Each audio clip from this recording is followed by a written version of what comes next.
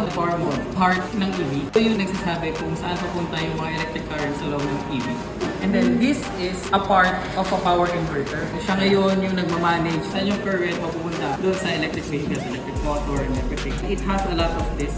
Ang problema, nagkakaroon tayo ng thermal throttling. Nag-overheat siya. Nasisira yung wide bandgap sa loob, which is silicon carbide. Pag nag-init ka, 30% na lang nabibigay niya na capacity.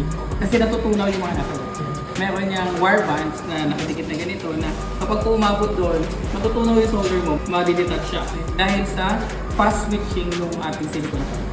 Every vehicle is not at its full potential dahil doon sa problem nila. Tesla has 33 kilowatt per hour power density sa Model S nila. What are we doing right now is introduce a silicon carbide, a new wide bandgap na for application, and it is projected to have 100 kilowatt per hour. So times 3. So, anong implication nun? We have longer miles. Yung range anxiety natin sa EV is mawawala. Pero hindi natin siya magamit. Kasi nagta-thermal throttling siya.